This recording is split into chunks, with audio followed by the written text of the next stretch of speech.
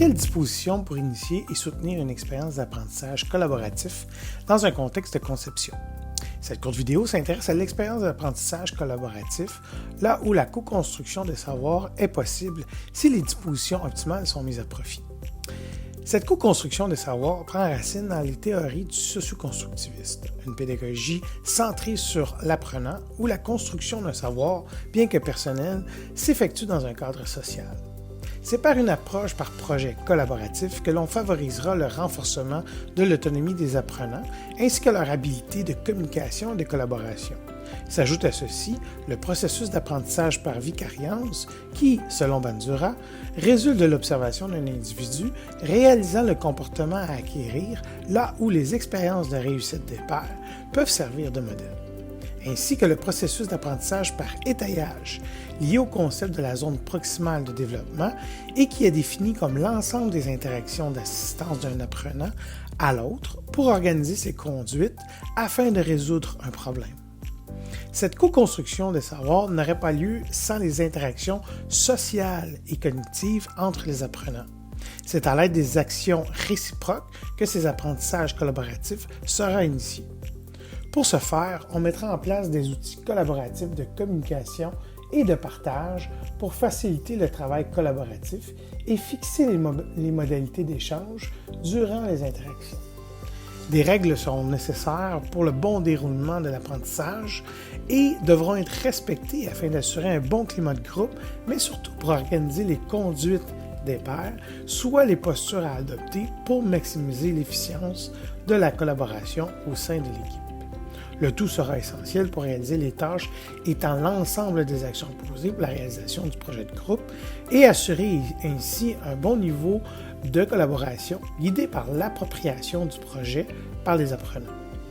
La troisième dimension se situe au niveau de la motivation intrinsèque des apprenants, c'est-à-dire la volonté de l'apprenant à s'engager de façon volontaire dans ce projet et en raison de l'intérêt et du plaisir qu'il trouve à faire celui-ci. Le projet découlera d'une situation d'apprentissage où l'on propose une activité qui s'appuie sur la participation, la non-hiérarchie et la limitation de la taille du groupe, tout en proposant des temps pédagogiques et des temps de réalisation de projet avec un objectif ambitieux mais réaliste. Ceci demandera aux membres de l'équipe de combiner leurs compétences, leurs ressources et leurs efforts dans l'atteinte d'un objectif commun par ce travail collaboratif. C'est par la nature de ce travail collaboratif qu'ils y trouveront une pertinence personnelle à s'engager dans cette expérience d'apprentissage. Ceci assurera une cohésion dans le travail et maintiendra l'engagement des apprenants afin de conserver un bon niveau de motivation pour la tâche, l'harmonie entre les membres et la fusion des compétences. Finalement, c'est à l'intérieur de cette communauté de pratique que se déroulera la co-construction des savoirs, là où le partage de connaissances et apprendre les uns des autres sera mis à profit. On parlera de l'environnement social, là où l'espace de communication sera ouvert et les échanges seront au cœur du développement des apprentissages. Cet environnement demande une animation afin d'apporter un certain dynamisme au groupe œuvrant sur un projet collectif. Elle contribuera à maintenir le groupe en éveil, que ce soit lors de confrontations d'idées ou lorsqu'il y aura des affinités divergentes dans l'objectif d'appuyer la collaboration.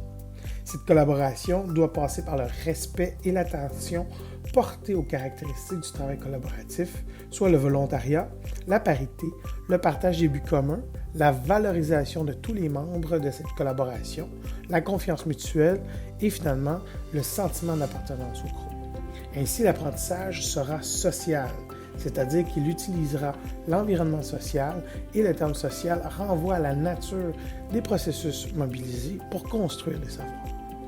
Au final, une expérience d'apprentissage collaboratif qui portera une attention particulière à ces 4 dimensions aura les bases nécessaires pour co-construire des savoirs et sera source de développement cognitif chez les apprenants.